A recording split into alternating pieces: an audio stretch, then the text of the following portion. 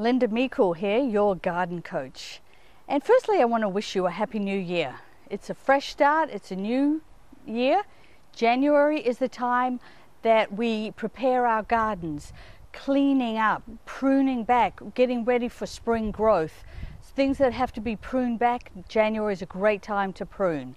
And we have our tools here. I've got my long-handled loppers for the long, thick branches, and some really good, clean, sharp hand pruners are the two things that we need in order to cut back our garden.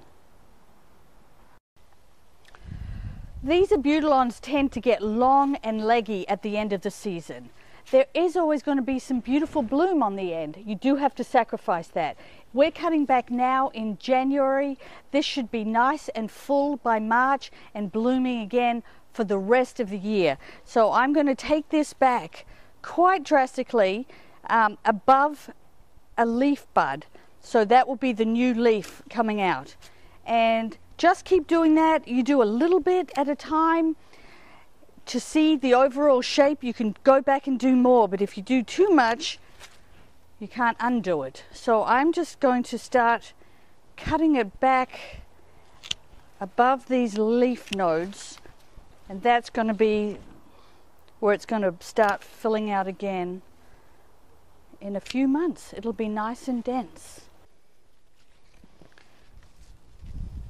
These Abutilons really tend to like a good cutback once a year. They really respond well. They will really fill in. Don't be afraid to cut it back.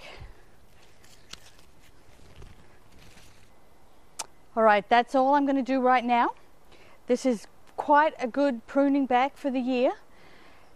This is going to really help it come in for the spring growth and come in strong and lush. So that is enough for an Abutilon. You can do a lot of other shrubs right now too. A Lavatera is a good. I'm going to show you how to prune a rose now.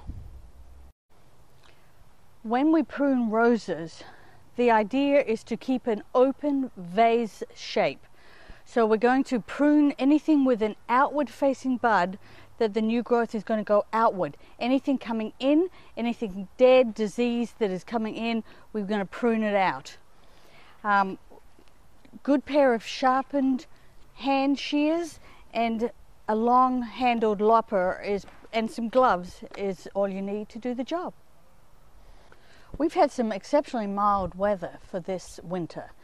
The roses will keep blooming, so it's actually a good thing to prune it back in January and even pick off the foliage and almost forcing it into dormancy.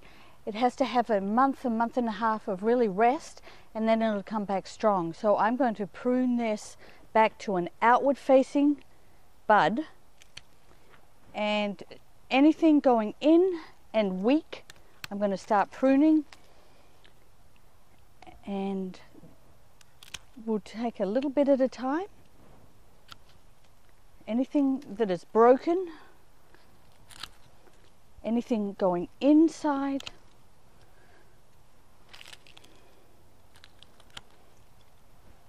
these little ones can come off. They're going to be coming too much inside. We take our loppers when we need to and really get in there.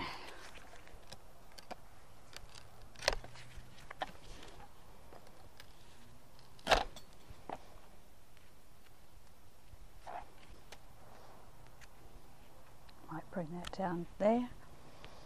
Picking off the small foliage, anything that's a little dried up.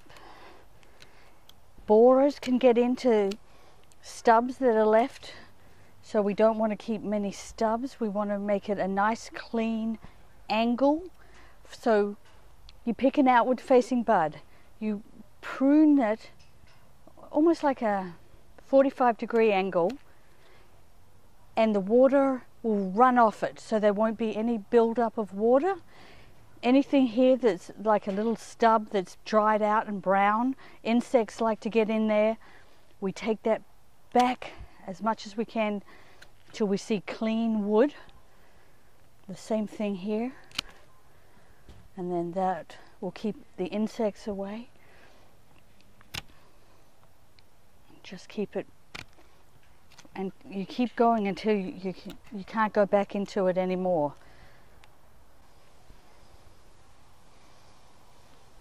So that is all I'm going to do on this rose. This is a hybrid tea, but the same type of thing on all the roses. Cut them back to an outward facing bud, keeping it open for air circulation inside. Picking off most of anything diseased, throwing it away, don't compost it. You don't want to keep anything that's diseased. Cleaning up around the mulch around the bottom. You'll have a much better success in the roses for the rest of the year. Check out my new website, outervisionsdesign.com. I have a fresh new look for the year. You can sign up for the e-newsletters when you're on. Find the link and stay tuned for more tips. Lynda Meikle, your garden coach.